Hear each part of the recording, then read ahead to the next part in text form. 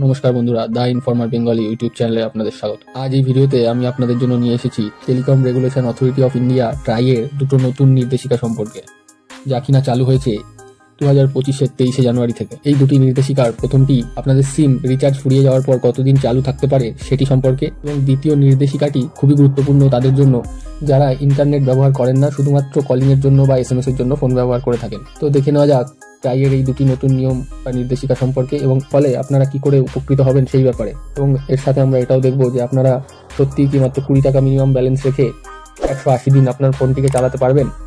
তো শুরু করা যাক আজকের ভিডিও।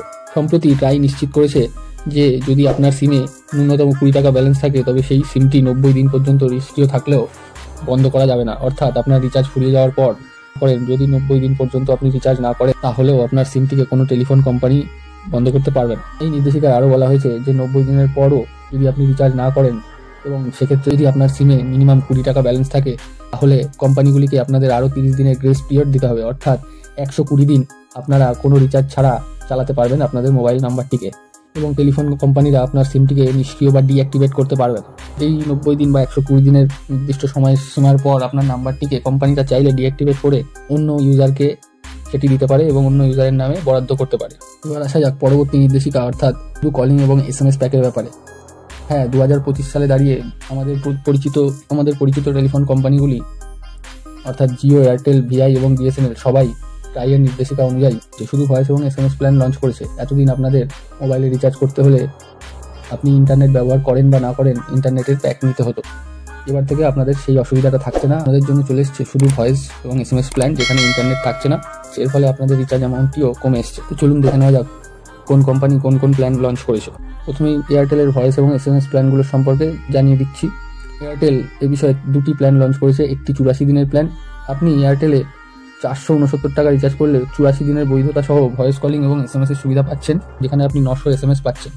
এখানে কোনো ডেটা প্যাক নেই বা ইন্টারনেট আপনি পাচ্ছেন না। এর সাথে এয়ারটেল বাৎসরিক প্ল্যান একটি লঞ্চ করেছে, যেখানে 1849 টাকা রিচার্জ করলে আপনারা পেয়ে যাচ্ছেন 365 দিনের ভ্যালিডিটি সহ ভয়েস কলিং এবং 3600 SMS এর সুবিধা। এবার দেখা যাক অত্যন্ত জনপ্রিয় সার্ভিস প্রোভাইডার জিওর ব্যাপারে। আমরা জানি অধিকাংশ মানুষেরাই জিওর সিম ব্যবহার করে।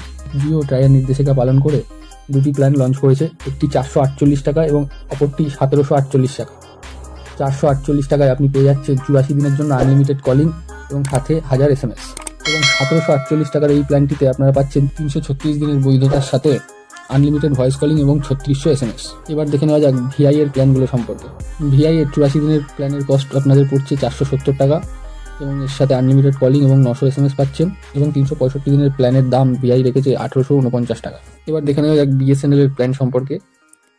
BSNL এর 90 দিনের প্ল্যানের দাম 439 টাকা। 439 টাকা রিচার্জ করলেই আপনারা আনলিমিটেড কলিং এবং SMS এর সুবিধা পাচ্ছেন। এক্ষেত্রে আমি আরও একটি জিনিস আপনাদের জানিয়ে রাখি, এয়ারটেল, জিও এবং ভিআই এর ক্ষেত্রে 90 দিন আপনারা যদি রিচার্জ না করেন, তারপর আপনার মোবাইলে যদি 20 টাকা ব্যালেন্স থাকে, অতিরিক্ত 30 দিন গ্রেস পিরিয়ড আপনারা পাবেন। অর্থাৎ মোট 120 দিন আপনারা রিচার্জ না করে সিমটি রেখে দিলেও সিমটি ডিঅ্যাক্টিভেট হবে না। BSNL এর প্ল্যানের ক্ষেত্রে আপনার রিচার্জ ফুরিয়ে যাওয়ার 90 দিন পর আপনার ফোনে যদি 20 টাকা ব্যালেন্স থাকে তাহলে আরও 90 দিন অর্থাৎ 180 দিন আপনি রিচার্জ না করলেও আপনার সিমটি ডিঅ্যাক্টিভেট হবে না। আপনারা কি ভাবছেন এই নতুন প্ল্যানগুলি সম্পর্কে নিচে কমেন্ট করে জানান। ভিডিওটি ভালো লাগলে লাইক করুন, শেয়ার করুন এবং আমাদের চ্যানেলকে সাবস্ক্রাইব করতে ভুলবেন না। দেখা হচ্ছে পরবর্তী ভিডিওতে। ধন্যবাদ।